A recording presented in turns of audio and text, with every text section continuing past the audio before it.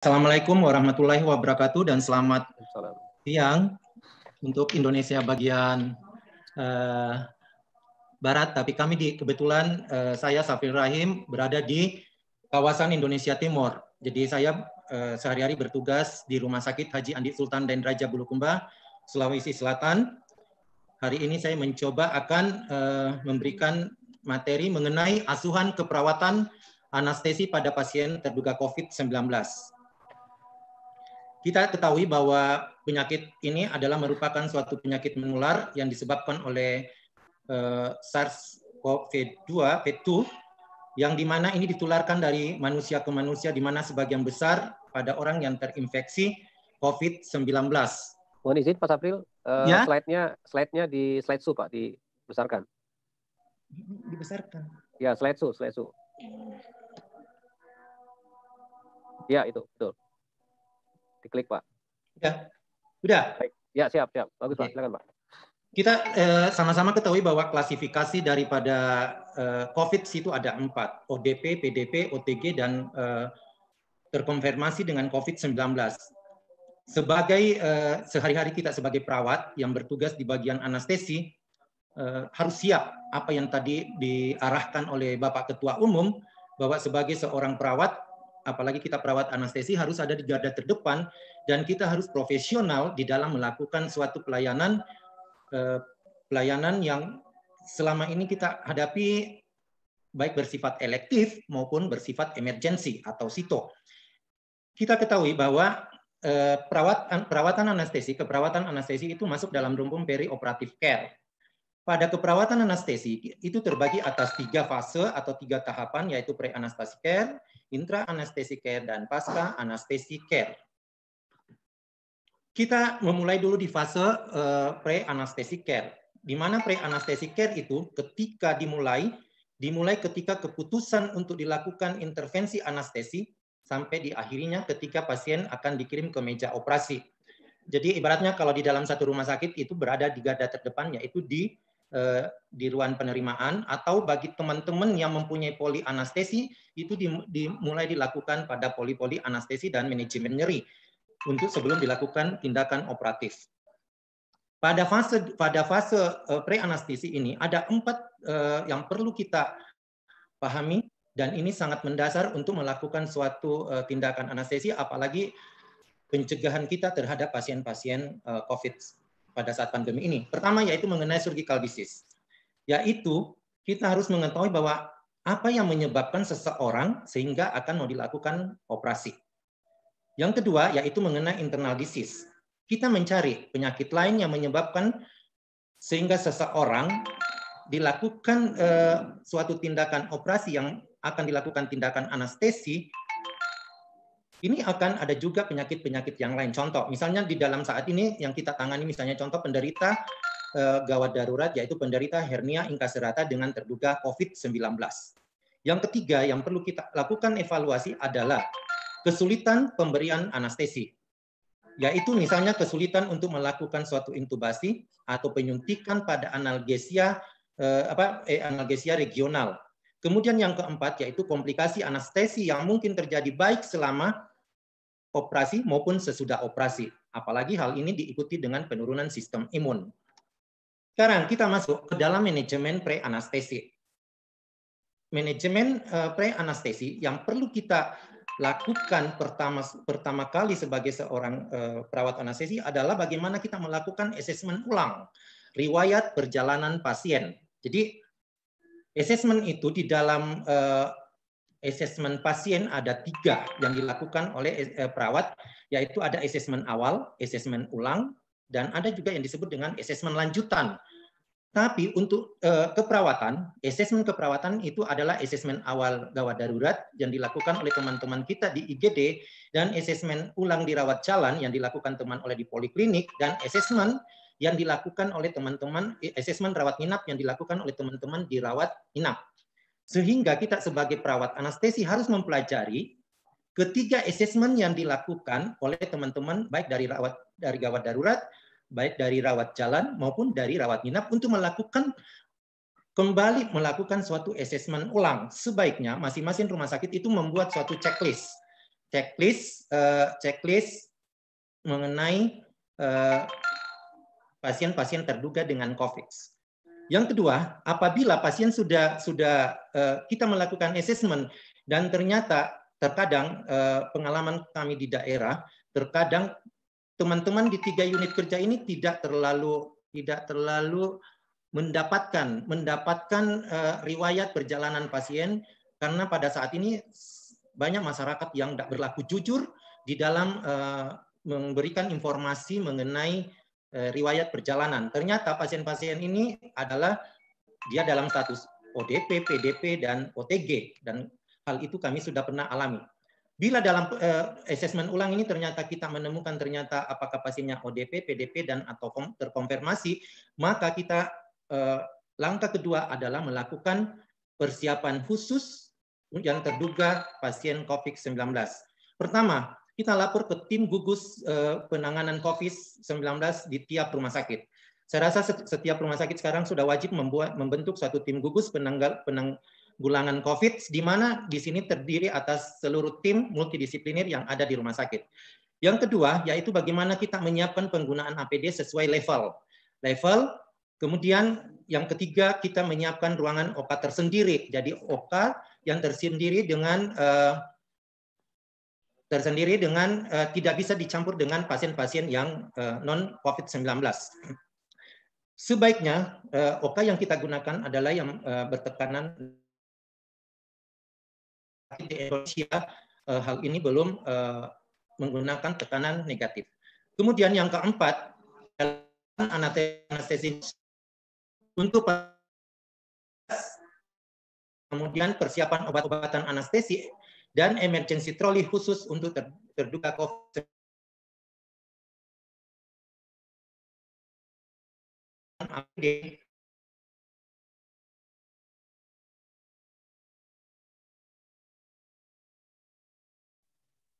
APD.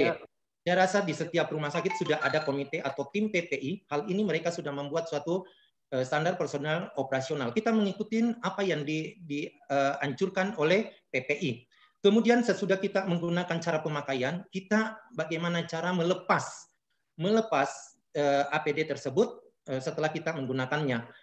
Kita juga mengikuti standar yang dilakukan oleh PPI. Kemudian yang ketiga yaitu bagaimana kita cara mengumpulkan segala APD yang telah kita gunakan. Hal ini juga kita mengikuti oleh kita ikuti standar yang diterapkan oleh PPI.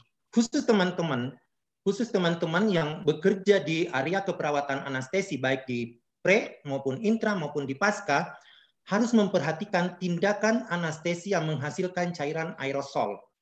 Cairan aerosol seperti pada saat kita melakukan intubasi,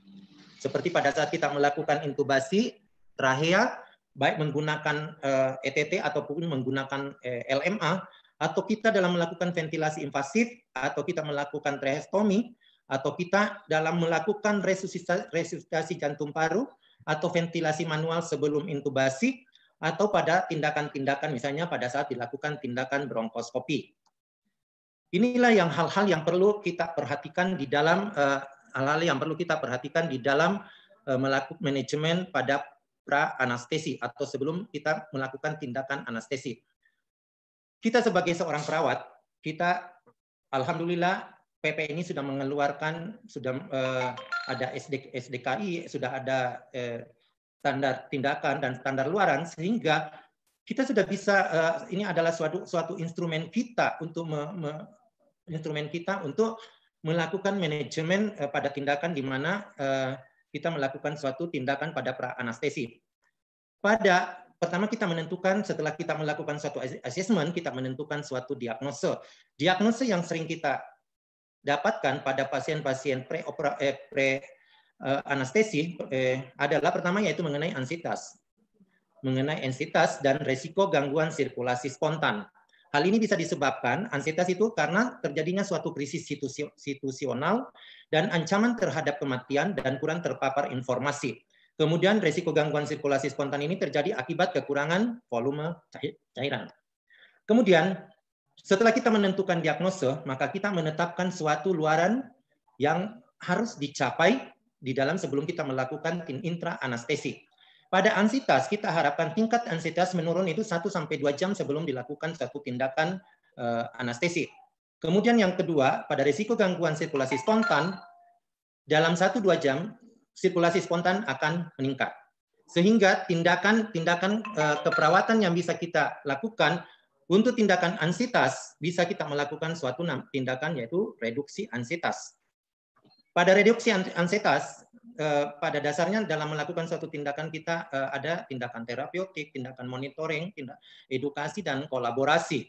Hal-hal inilah yang bisa kita lakukan berhubungan dengan reduksi ansitas. Kemudian pada risiko manajemen sirkulasi spontan, kita melakukan manajemen cairan. Manajemen cairan. Disinilah perlunya seorang perawat anestesi betul-betul melakukan suatu monitoring yang ketat untuk kita mengetahui bagaimana status hidrasi pasien sebelum kita melakukan suatu tindakan. Jadi kita harus mengetahui betul-betul mengetahui, kemudian kita memonitor hasil pemeriksaan laboratorium, misalnya berhubungan dengan hematokrit, natrium, kalium, kalsium, berat jenis urin, dan urium kreatinin. Kemudian kita mempelajari betul-betul, kita mengkaji mengenai status hemodinamik, karena kita akan bisa menentukan apakah pasien ini layak untuk dilakukan suatu tindakan operasi atau tidak. Kemudian langkah yang kedua adalah pada intra anesthesia care. Intra anesthesia care ini dimulai ketika pasien masuk atau pindah dari ruang penerimaan ke kamar bedah dan berakhir pada saat pasien dipindahkan pada ruang pemulihan atau recovery room, atau pada teman-teman yang sudah fasilitasnya lebih kompleks, dia menggunakan post anesthesia care atau PACU. Kita ketahui jenis anestesi dalam penanganan COVID sini, kita harus perlu memahami jenis-jenis anestesi, karena ada beberapa jenis anestesi yang betul-betul kita sangat beresiko untuk penanganan COVID harus ekstra hati-hati. Jadi pertama, tindakan anestesi itu yang pertama itu adalah anestesi umum. Anestesi umum inilah yang paling rentan untuk terjadinya suatu penularan, karena paling banyak menghasilkan suatu cairan aerosol.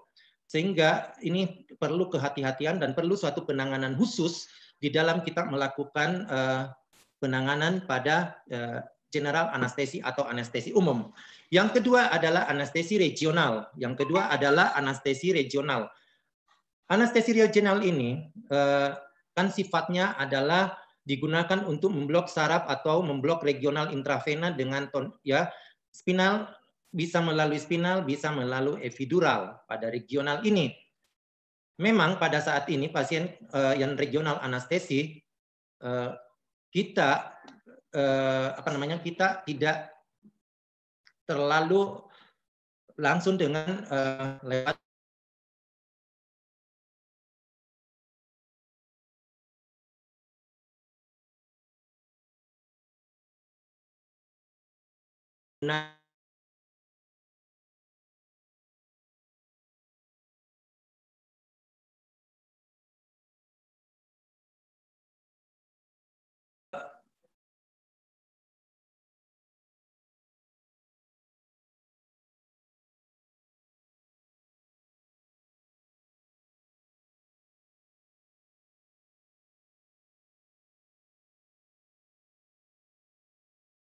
ketahui. Kemudian yang kelima yaitu mengenai akupuntur yang dilakukan dengan menggunakan jarum atau elektroda pada permukaan. Jadi di antara 5 ini ada tiga jenis anestesi. Sebagai seorang perawat anestesi harus perlu mewaspadai sangat ketat, yaitu general anestesi, regional anestesi, dan block anestesi. Sekarang kita masuk ke manajemen intra anestesi. Seorang perawat anestesi yang pertama harus dilakukan di dalam intra adalah bagaimana kita menyiapkan mesin anestesi, peralatan anestesi, obat-obatan anestesi, dan obat emergensi sesuai dengan standar dan prosedur. Ini yang utama. Kita buatkan checklist. Apakah semua yang kita butuhkan sudah oke apa belum? Kemudian yang kedua, kita gunakan APD sesuai dengan standar. Tetap menggunakan sesuai dengan standar PPI. Kami di daerah terpaksa menggunakan yang sangat sederhana ini. Ada 2 yang kami gunakan. Ya, ini ada dua yang kami gunakan. Kadang ini gunakan yang kayak ini dan ini yang kami gunakan. Kemudian sebaiknya pada general anestesi kita menggunakan aerosol box. Ini aerosol box untuk general anestesi. Tapi untuk regional anestesi sesuai dengan regulasi. Pada pengakhiran anestesi untuk general anestesi dalam melakukan section dan oksigenasi pasca anestesi tetap kita menggunakan aerosol box.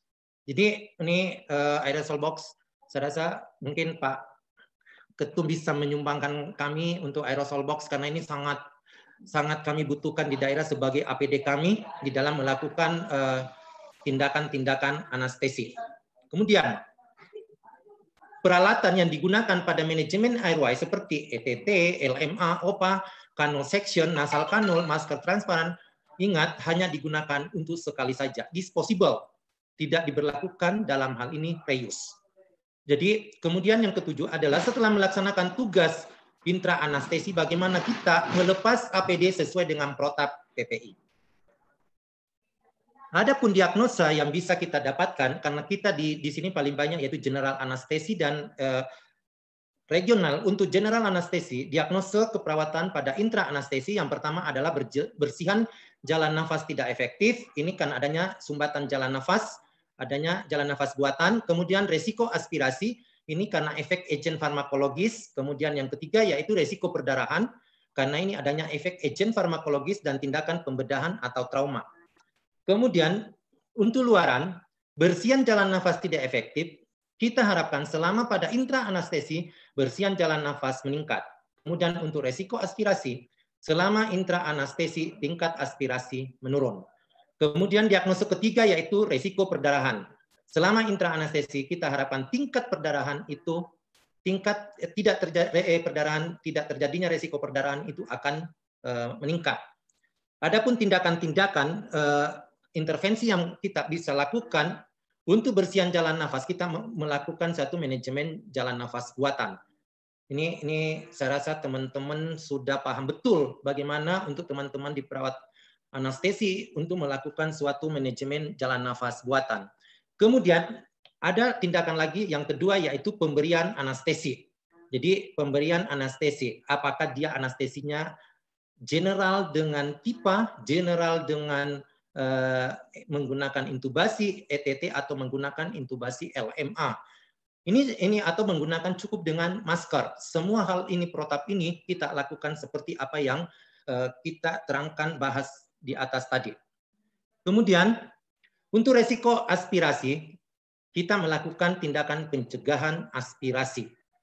Ini jadi yang utama di sini bagaimana kita melihat betul-betul memonitor status pernafasan, memonitor bunyi nafas, memperhatikan residu pada gaster, memperhatikan kepatenan selang nasogastrik apabila dilakukan, dan memperhatikan bagaimana kita mempertahankan kepatenan jalan nafas.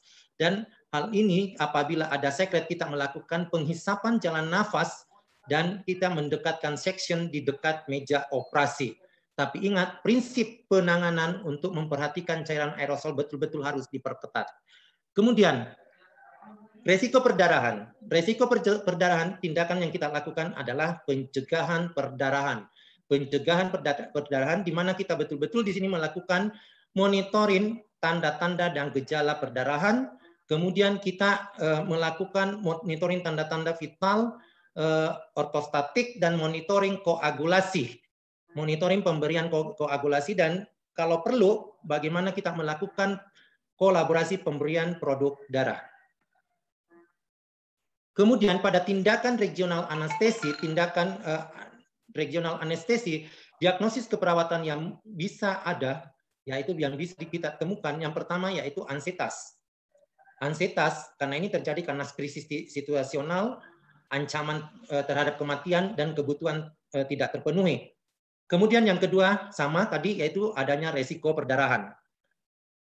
Tindakan ansetas sama yang kita lakukan pada pre-anestesi, begitu juga pada resiko perdarahan yang kita lakukan pada general anestesi. Jadi regional tindakannya yaitu tetap kita melakukan untuk ansetas yaitu terapi relaksasi. Kemudian yang kedua yaitu untuk ansietas, yaitu pemberian tindakannya adalah pemberian anestesi. Cukup yang perlu diperhatikan di sini bagaimana kita mempertahankan sedasi pada pasien-pasien yang diberikan regional anestesi. Kemudian yang kedua, diagnosis yang kedua yaitu mengenai risiko perdarahan, yaitu tetap kita melakukan pencegahan perdarahan. Sekarang pada fase ketiga yaitu post anesthesia care. Post anesthesia care ini dimulai dengan masuknya pasien ke ruang pemulihan atau recovery room atau anesthesia care unit dan berakhir dengan evaluasi tindak lanjut.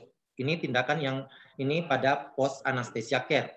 Manajemen yang perlu kita lakukan di sini, pertama, pasien post anesthesia care yang terduga COVID-19, pasien dilakukan pemulihan di tempat tersendiri. Jangan digabungkan dengan pasien-pasien yang non-COVID.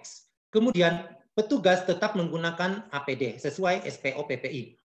Yang ketiga, yang perlu kita perhatikan adalah kriteria pasien pindah dari RR atau recovery room atau post anesthesia care. Pertama, yaitu untuk general anestesi, kita memperhatikan pada pasien dewasa kita menggunakan metode Aldrich score. Pada dengan skor lebih dari 8, maka kita pindahkan. Untuk anak-anak skor lebih dari 5. Sedangkan untuk regional anestesi kita menggunakan Bromed score, yang kurang dari 2 kita tindakan. Pada saat kita memindahkan, pemindahan pasien dilakukan oleh petugas evakuasi khusus COVIX. Jadi pemindahan pasien dari ruang recovery room atau PACU ke ruang perawatan COVIX ini tidak boleh dilakukan oleh yang bukan petugas khusus. Kemudian yang kelima, penata laksanaan pasien post anestesia, perhatikan produk aerosol. Kemudian yang keenam, pelepasan APD pasca tindakan harus sesuai dengan PPI. Seluruh kegiatan yang dilakukan mulai dari pre, intra, sampai pasca anestesia kita lakukan dokumentasi proses dan tahapan pelayanan asuhan keperawatan anestesi secara terintegrasi yang sudah terintegrasi dengan catatan PPA yang lain, yaitu dokter, dietitian, dan medik dan lain-lain sebagainya. Diagnosa yang terjadi pada post anesthesia care yaitu pertama yang bisa terjadi pada pasien general anestesi yaitu bersihan jalan nafas tidak efektif, kemudian mual, nausea, yang ketiga yaitu nyeri akut. Nyeri akut. Luarannya bagaimana? Jadi pada bersihan jalan nafas bagaimana kita bisa meningkatkan bersihan jalan nafas? Pada nausea tingkat nausea itu akan menurun. Kemudian pada nyeri akut 2-4 jam post anestesia tingkat nyeri menurun dengan kita memperhatikan visual anestesis analgesis scale yaitu di bawah 3. Kemudian tindakan untuk keperawatan yang perlu kita lakukan untuk bersihan jalan nafas efektif, bagaimana kita melakukan manajemen jalan nafas buatan. Kemudian kita yang kedua, bagaimana kita melaksanakan tindakan manajemen efek samping obat.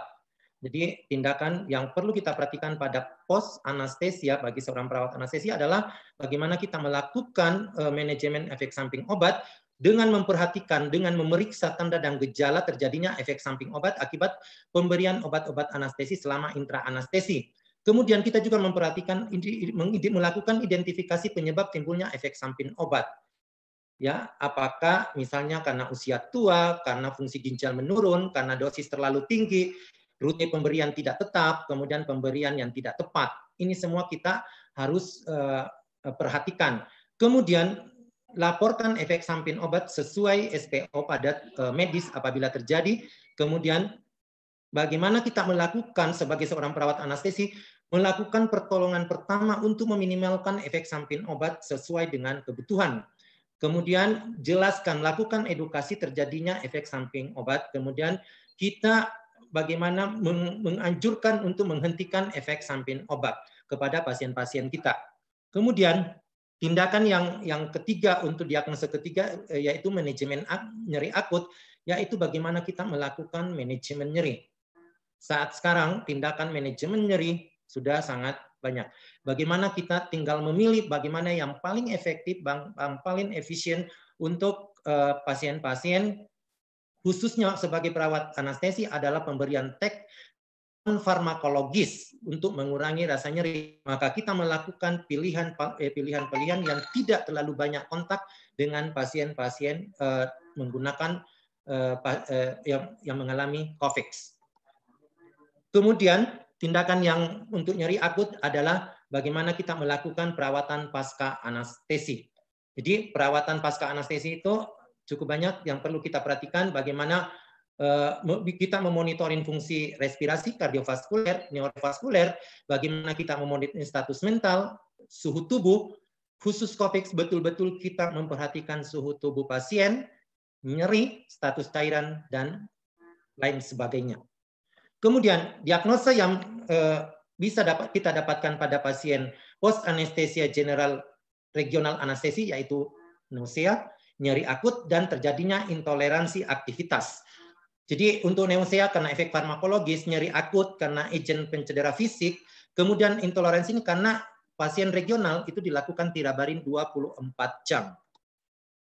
Kemudian luaran yang perlu kita perhatikan di sini, jadi luaran yang kita harapkan di sini untuk nausea, bagaimana tingkat nauseanya menurun dalam waktu 1-2 jam, untuk nyeri akut dalam 2-4 jam nyeri akutnya menurun. Kemudian toleransi aktivitas selama 24 jam post anestesia, bagaimana toleransi aktivitas bisa meningkat.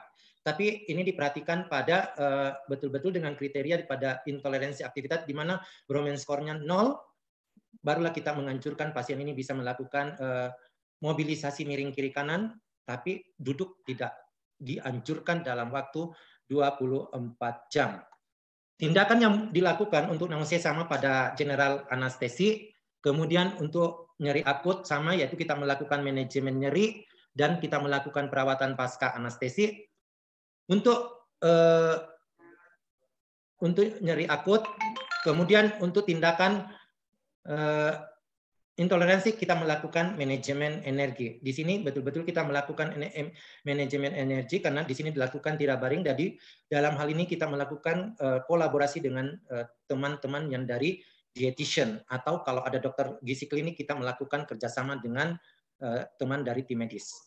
Inilah yang bisa saya bawakan untuk acara sore hari ini. Lebih dan kurangnya mohon dimaafkan. Wabillahi taufik wal hidayah. Assalamualaikum warahmatullahi wabarakatuh. Assalamualaikum warahmatullahi wabarakatuh. Waalaikumsalam. Salam sejahtera buat kita semua.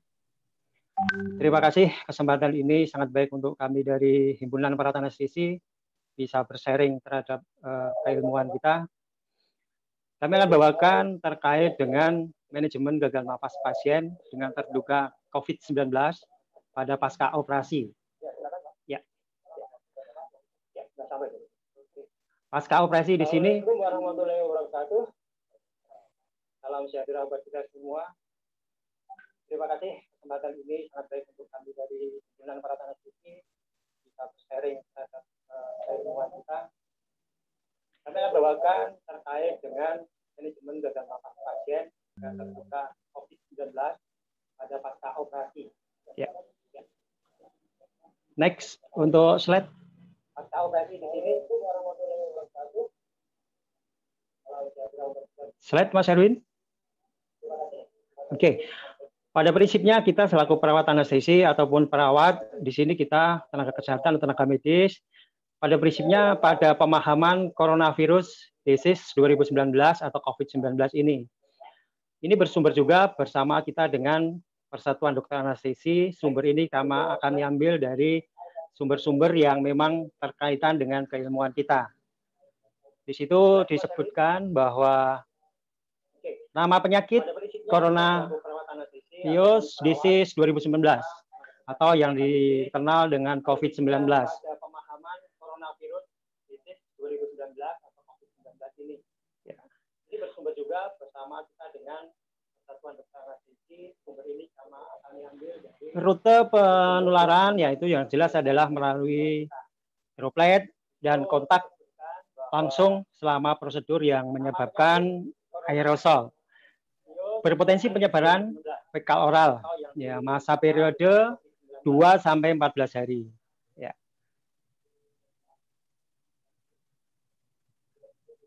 case fatality rate-nya adalah 0,25 sampai 3%. Nah, kami dari tenaga kesehatan ataupun dari perawat anestesi bersama-sama dokter anestesi mempunyai prinsip yaitu penanganan jalan nafas pada coronavirus COVID 2019. Untuk kasus suspek atau yang terkonfirmasi COVID-19. Kita harus memahami dulu bahwa pada penderita tersebut, kalau sebelum dalam pelaksanaan, kita harus melakukan yang namanya proteksi staf. Dari bagaimana aturan ataupun protokoler tentang cuci tangan, kemudian manajemen terkait dengan untuk kasus suspek atau yang terkonfirmasi COVID-19. Kita harus memahami dulu bahwa bagaimana kita melakukan dari proteksi staf sampai kepada persiapan. Ya. Nah, dalam pelaksanaan tadi yang termasuk adalah dari bagaimana kita harus mengedepankan protokol-protokoler yang ada di dalam penanganan COVID. Penanganan COVID ini ada beberapa sumber ataupun panduan pedoman ada dari Kementerian Kesehatan, kemudian Perdatin, kemudian dari hasil dari kita melakukan diklat di Rumah Sakit Sarjito terkait bagaimana penanganan gawat gagal napas pasca operasi. Pasca operasi atau pasca anestesi di sini. Yang pertama adalah bagaimana di dalam alur ini kita wajib memahami apa itu yang disebut dengan gagal nafas pasca operasi. Nah, kita harus melihat dulu bagaimana respon yang ada dari pasca operasi itu adalah dari sejak dikeluarkannya dari ruang operasi ke recovery room atau ruang pulih sadar. Nah, di dalam pulih sadar kita harus bagaimana melihat aktivitas, ya, respon awal atau aktivitas emergensinya. Kalau memang itu sangat fatal dan kemudian itu bisa menyebabkan yang namanya gawat darurat, langkah-langkah yang harus kita lakukan ya adalah bagaimana kita panggil untuk teman atau panggil tim yang di dalam tugas tersebut. Kemudian kita wajib segera mengambil yang namanya atau mendekatkan troli emergensi. Troli emergensi di sini adalah suatu set yang sudah lengkap dengan fasilitas-fasilitas emergensinya. Kemudian langkah selanjutnya adalah kita melakukan namanya primary survey, di mana assessment ini adalah pada fase kita menentukan A, B, C, D, E, airway, breathing, sirkulasi, drug and fluid-nya. Bagaimana kita menyiapkan, pastikan dulu bahwa potensi jalan nafas harus adekuat dan lain sebagainya. Berikan support dengan ventilasi. Di mana asesmen ini adalah pada fase kita menentukan A, B, C, D, airway. Mungkin Pak Waryono, mungkin sound laptopnya atau sound YouTube-nya dimatikan dulu Pak, biar tidak ada feedback suaranya. Siap. Oh, potensi jalan nafas harus adekuat dan lain sebagainya. Kita support dengan ventilasi. Ya, oke, sorry. Ya, silakan Pak.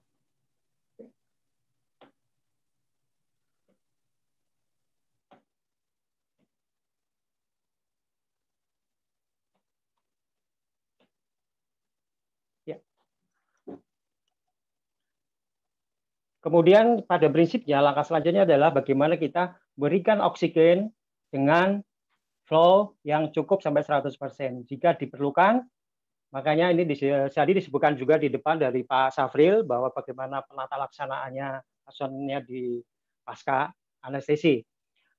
Kemudian yang kedua cek sirkulasinya, bagaimana apakah dari nadi dan lain sebagainya itu harus kita cek. Kemudian kita yang paling utama adalah kita bisa melihat dengan saturasi oksigennya. Kemudian cek dari kesadaran pasien itu sendiri. Nah, itu mulai dari primary survei. Kemudian secondary survei-nya adalah bagaimana kita standar monitoring yang harus dilakukan, yaitu pada prinsip dari perawat anestesi adalah bagaimana kita bisa menjadi satu tim dengan tenaga medis yang ada di ruang operasi. Jadi kalau tadi disampaikan bahwa ada beberapa yang primerinya sudah kita tentukan bahwa itu memang terjadi gangguan nafas dan lain sebagainya, itu harus juga kita sampaikan bagaimana kita dalam memonitoringnya, baik itu tadi ABCDE, sekarang kita monitoring bagaimana tekanan darah, nadi, respirasi, suhu, dan EKG-nya jika memang masih terpasang elektroda pada saat keluar dari kamar operasi. Kemudian pemeriksaan neurologis, riwayat penyakit, misalkan memang di dalam catatannya, di dalam catatan dari perawatan ataupun dari tadi ada penyakit penyerta, dan kita ketahui bahwa dengan istilahnya penyakit penyerta itu akan memperberat atau mempermudah viruna COVID ini bisa masuk ke dalam tubuh pasien itu. Karena dengan daya tahan tubuh yang disinyalir bahwa itu rendah karena adanya beberapa penyakit penyerta tadi. Contohnya misalkan ada diabetes mellitus dan lain sebagainya ataupun asma, itu akan bisa sangat berpengaruh. Kemudian pemeriksaan tonus otot. Nah, di sini tonus otot di sini adalah beberapa hal terkait dengan kita melihat apakah diafragma dari dada dan lain sebagainya dalam tarik nafas, kemudian bagaimana dia bernafas. Kemudian riwayat catatan intraoperatif. Apakah di dalam operasinya tadi di dalam catatannya mungkin operasinya terlalu lama. Kemudian pemakaian dari masker relaksan yang berlebih atau karena mungkin hiperventilasi terlalu lama atau pemakaian alat-alat ventilator yang lain. Nah, di sini dari kesemuanya itu kita dapat tentukan bahwa sekiranya bahwa itu ada suatu indikasi terhadap gagal nafas, itu akan sangat jelas sekali bahwa akan terjadinya henti nafas. Kemudian dari tindakan tadi, tentukan penyebabnya, penurunan ventilator drive misalkan, berarti dia apakah kita bisa melihat tadi pada saat catatan di dalam pencatatan yang ada di dalam catatan anestesi, itu apakah terjadi kelebihan dosis atau overdosis. Kemudian ada sebab-sebab lain yang bisa menyebabkan obat penekanan kepada bagaimana dia untuk depresi nafas, misalkan benzodiazepin dan lain sebagainya. Kemudian pemakaian perpanjangan dari inhalasi tadi, apakah sesuai dengan dosis dan lain sebagainya. Kalau dalam jangka panjang. Nah, yang paling banyak terjadi itu adalah bagaimana dia sebab dari masker relaksan yang mungkin belum terreabsorb dengan baik. Ya. Kemudian dari hal-hal tersebut juga kita harus bisa melihat bagaimana residual neuromuscular block-nya. Sama mungkin tadi juga neuromuscular block-nya mungkin beberapa hal terkait dengan overdosis atau obat-obat yang diberikan. Kemudian gangguan metabolisme, kemudian dari terjadinya potensiasi dengan obat-obat, misalkan dari asam amino, glikosida dan lain sebagainya. Nah, kemudian karena juga terjadi di dalam kamar operasi juga mungkin terjadi juga hipotermi, itu juga merupakan satu bagian yang menyebabkan. Kemudian dari asidosis metabolik. Nah, itu juga kita cari sebabnya lain juga adalah mungkin juga karena gangguan dari central nervous system-nya. Bisa anoksia cerebral ataupun trauma injury. Trauma injury ini bisa juga mungkin kita lihat misalkan terjadi hal-hal yang ada di kamar operasi yang tidak diinginkan. Misalkan dari jatuh atau dan lain sebagainya. Kemudian kenaikan tekanan intrakranial ini juga memang sangat sulit kalau di dalam pengukuran di RR. Kemudian penyebab-penyebab penyakit tadi juga saya sampaikan bahwa bisa penyebabkan ini juga bisa juga karena memang beberapa yang penyerta khususnya untuk bagaimana dia terjadinya gangguan atau jadi henti nafas tadi. Penyakit-penyakit yang lazim atau yang sering terjadi pada pasien itu biasanya adalah myasthenia gravis, kemudian defisiensi plasma, kolinesterase, PPOK, asma bronkial, obesitas, kemudian renal disease dan hepatic disease. Nah, ini beberapa hal memang yang penyebab-penyebab bagaimana menjadikan sesuatu gagal napas. Adapun tindakan gagal napas sebenarnya ada beberapa hal sesuai dengan protokol ataupun dari alur bagaimana penanganan gawat darurat yang ada di komplikasi pasca anestesi. Ya. Kemudian kita lanjutkan dengan bagaimana yang lazim pada terjadinya, karena kami mengambil bahwa ini adalah nanti suatu tindakan teknis dalam pengambilan penanganan penata laksanaan dari gagal nafas. Tetapi kita juga secara teknis itu memang kita harus berkolaborasi dengan dokter anestesi dan tim yang lain. Tidak bisa untuk perawat anestesi, walaupun toh pinter atau sangat ini, kecuali kalau dalam kondisi emergensi sekali, pasti akan bisa dilakukan sesuai dengan peraturan yang berlaku. Nah, yang pada kesempatan ini juga akan saya sampaikan bahwa beberapa asuhan keperawatan pasca operatif yang muncul. Jadi biasanya pengkajian tingkat kesadaran, ya, pasien anestesi jeneral dikaji tingkat kesadarannya secara intensif sebelum dipindahkan ke ruang. Yang artinya tadi di dalam penanganan atau sebelum untuk dilakukan pemindahan ke ruang recovery room, itu harus kita sudah juga punya catatan dan lain sebagainya. Nah, sebagai perawat anestesi di sini nanti dalam penata laksanaannya itu juga harus sesuai dengan standar yang berlaku, yaitu dengan pemilihan sesuai dengan checklist yang harus disampaikan nanti di sana. Kemudian kesadaran pasien akan pulih kembali tergantung pada jenis anestesi dan kondisi pasien umum. Artinya bahwa di sini ya itu tadi beberapa hal akan menjadi kendala manakala itu beberapa hal-hal yang di depan pada pelaksanaannya terjadi sesuatu yang bagaimana mempengaruhi tingkat pada kesadaran pasien.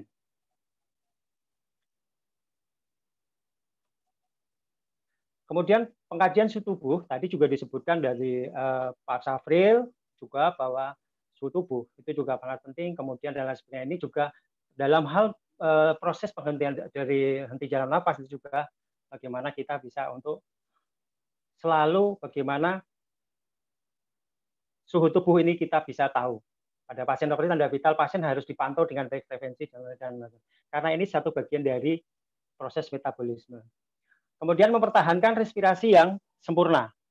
Artinya apa di sini? Bahwa mempertahankan respirasi sempurna itu kita akan meyakinkan bahwa suplai dari oksigen ke jaringan itu akan lebih tepat dan sesuai dengan apa yang diharapkan.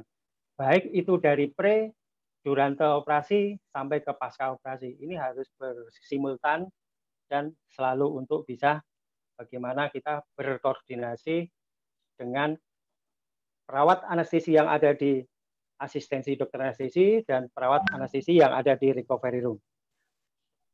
Kemudian pemberian posisi, nah ini juga posisi-posisi ini juga harus kita tepatkan bahwa bagaimana kita untuk penanganan pada pasien di RR. Posisi juga sangat mempengaruhi bagaimana untuk suatu pernapasan. Kemudian mengurangi kecemasan, ini juga melakukan komunikasi terapeutik jika memang pada saat di RR itu bisa terjadi komunikasi, yang artinya bahwa kita juga harus mengedepankan bagaimana asuhan keperawatan. Mengurangi rasa nyeri pada luka operasi, tadi juga disampaikan Bang Safril juga bahwa nyeri operasi itu juga sangat bisa juga ditangani dengan beberapa hal, apakah dengan obat, ataukah dengan terapeutik, ataukah dengan tindakan lain yang sesuai dengan prosedurnya. Kemudian dalam hal ini juga mempertahankan sirkulasi darah yang kuat. Artinya bahwa kita memonitoring, perawat anestesi memonitoring bagaimana tekanan darah yang baik, kemudian itu akan selalu berpengaruh kepada bagaimana nanti juga berpengaruh kepada cairan atau keseimbangan cairan elektrolit dengan cara dimonitor input dan outputnya dari awal sampai di recovery room. Caranya apa? Kita kalau memang pasien dilakukan kateter, berarti kita bisa melihat di kateternya. Kemudian kalau yang lain bisa tadi dengan suhu dan lain sebagainya. Kemudian mempertahankan eliminasi dengan pertahanan asupan output serta mencegah terjadinya retensi urina. Tadi harus kita lihat bahwa nanti di dalam RR itu apabila dia terjadi oligouri, berarti ada sesuatu hal yang harus kita cek kembali, monitoring kembali, mana yang harus kita lakukan, yaitu dengan cek atau balance tadi yang terkait dengan apakah pasien tadi mengalami proses operasi lama, apakah terjadi hipotensi, apakah terjadi istilahnya adalah dehidrasi dan lain sebagainya. Kemudian mempertahankan aktivitas dengan cara latihan memperkuat otot. Nah, pada pasien-pasien yang masih atau tidak terjadi gagal atau sesudahnya pun dari tindakan, kita juga harus bagaimana memperkuat otot ambulatorinya. Itu dengan apa? Dengan mempertahankan posisi, kemudian kita dengan bagaimana membuat mereka kita latih untuk supaya bisa mempertahankan dari kondisinya. Kemudian meningkatkan proses penyembuhan luka dengan perawatan luka yang benar. Ditunjukkan dengan faktor lain dapat meningkatkan kesembuhan luka. Dalam hal ini, kalau tidak terjadi misalkan tadi ada komplikasi sehingga dihentikan napas, dilakukan yang namanya tindakan emergensinya, nah itu harus kita juga memperhatikan bagaimana lukanya, bagaimana nanti apakah kita juga mempengaruhi tadi pada penekanan di tempat operasinya. Kemudian manajemen pasca komplikasi, ya ini jelas kalau tadi di komplikasinya secara teknis sudah, kemudian dari aspek mungkin sebenarnya masih banyak kekurangan yang harus kita masukkan, tetapi pada prinsipnya pada manajemen penanganan berarti otomatis bahwa yang dinamakan gagal napas itu merupakan satu bagian dari komplikasi pasca anestesi. Kan harapannya adalah operasi itu semua mulus, tetapi karena ini manajemennya adalah yang pertama, jika terjadi kegagalan napas, menetap pertimbangkan untuk perawatan lanjutan di ICU dengan support ventilasi. Tentunya ini pasti adalah kolaborasi dan yakinlah bahwa itu kita bersama dengan tim, kemudian dokter anestesi akan mengambil suatu langkah-langkah yang tepat untuk pelaksananya. Kemudian evaluasi lebih lanjut pasien pasca operasi, kemungkinan abnormalitasnya, kemudian dari defisiensi plasma konsentrasinya, atau terjadi miastenia gravisnya, atau gangguan metabolik lain. Biasanya kalau terjadi seperti itu, biasanya bisa ada, kalau dengan laboratorium bisa asidosis ataupun dari lokalosisnya. Nah, kita juga harus tahu bahwa dalam rumah sakit kita punya satu tim, di situ ada tim di mana semua kasus yang di bawah observasi harus dilaporkan ke bagian PPI dan ditangani oleh tim khusus. Kemudian yang selanjutnya adalah tingkat perawatan harus segera ditentukan berdasarkan evaluasi. Yang artinya kalau kita melihat bahwa pasca operasi itu ditentukan, kalau dia kebangsaan kita harus punya penilaian, bisa pakai Aldrich score, Matrix score dan lain sebagainya. Itu ada kriterianya. Nah, cuman yang menjadi intinya adalah dia akan dirawat di mana? Apakah dirawat di ruang perawatan atau di ICU, atau bahwa tidak bisa dirawat lagi, yang artinya harus di ruang jenazah, kan seperti itu. Nah, ini yang perlu kita lakukan untuk bagaimana pencegahan teman-teman ataupun dari tenaga medis ataupun yang perawat. Setelah merawat pasien terduga COVID, kita yang pertama yang harus kita lakukan adalah yang petugas kesehatan melakukan kontak langsung dengan pasien terduga COVID, kemudian menderita demam, batuk, dan merasa kelelahan, maka segera memberitahu kepada pihak Departemen Kesehatan atau kerja rumah sakit tadi. Yang artinya bahwa kelelahan-kelelahan yang muncul ataupun keadaan-keadaan yang muncul itu merupakan satu bagaimana penurunan dari daya tahan tubuh kita. Oke. Kemudian lakukan tes darah termasuk C-reaktif protein dan CT scan dada, itu harus dilakukan kalau memang kita tenaga kesehatan yang sudah terkontak atau dengan COVID tadi. Jika petugas layanan kesehatan memenuhi kriteria untuk diobservasi, maka dia harus mengisolasi diri sendiri di rumah. Dan mungkin yang sangat-sangat harus kita perhatikan adalah dari organisasi maupun dari ikatan himpunan bisa memperhatikan ataupun bisa bagaimana kita memonitoring juga anggota kita, bagaimana tindak pelaksanaan dan lain sebagainya, terutama minimal pada saat penanganan pasien-pasien yang terduga ataupun terinfeksi dengan COVID-19. Slide-nya udah pas, Pak. Pas, alhamdulillah. Ini ada prinsip utamanya, yaitu di kita dalam hal ini saya memakai standarnya dari SOP yang ada di masing-masing rumah sakit. Kita ambil beberapa hal, terutama yang terkait juga dengan di dalam catatan di hospital bylaw-nya. Kemudian dari protokol ya, protokol COVID-19 Kemenkes dan lain sebagainya. Salah satu hal penanganan tadi memang kami tidak bisa jelaskan secara rinci tentang teknis. Kebetulan kami memang sudah dilakukan diklat di Sarjito terkait dengan komplikasi pasca anestesi. Itu saja dari saya. Terima kasih atas perhatiannya. Mohon maaf jika salah kata dan bisa kita diskusikan terkait dengan teknis-teknis ataupun dari sisi yang lain. Begitu Pak Erwin, terima kasih. Saya kembalikan. Assalamualaikum warahmatullahi wabarakatuh. Waalaikumsalam warahmatullahi wabarakatuh. Baik Bapak Ibu, kita sekarang sudah menuju ke pukul 15.30 dan kita memasuki sesi diskusi. Untuk sesi diskusi ini kami akan membacakan pertanyaan-pertanyaan yang masuk melalui chat di dalam grup kita. Di sini chatnya banyak sekali pertanyaannya ya. Saya coba pilih satu persatu yang kira-kira berhubungan dengan tema yang akan kita bicarakan di sore hari ini. Untuk kami informasikan kepada rekan-rekan peserta, untuk pengisian registrasi hingga pukul 15.45 ya. Tadi sudah kita informasikan supaya teman-teman yang belum registrasi untuk segera registrasi di dalam form registrasi yang sudah disediakan. Baik, ada pertanyaan dari Pak Soliman N. Setia.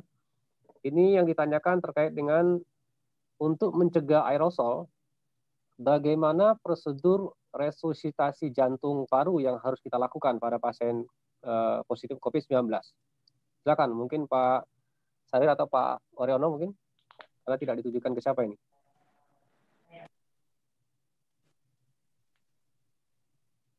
Mungkin Pak Waryono? Oke. Pada prinsipnya resusitasi itu adalah sesuai dengan prosedur atau protokol yang ada. Apapun itu, bahwa yang membedakan kan adalah bagaimana dari tata cara. Pertama tadi saya sampaikan juga bahwa memang tidak bisa lengkap tadi saya sampaikan, yang terkait dengan bagaimana keamanan. Kita kan dalam pelaksanaan dari tindakan ini adalah kita harus aman, kemudian aman perawatnya atau aman pelaksana, kemudian aman alat, dan aman pasien. Itu yang paling diutamakan. Artinya apa di sini? Kalau dalam pelaksanaan itu untuk resusitasi, tetap sama memakai aturan prosedur yang ada, sesuai dengan literatur yang saya baca. Jadi dalam hal ini, tadi disampaikan juga A, B, C, D, E.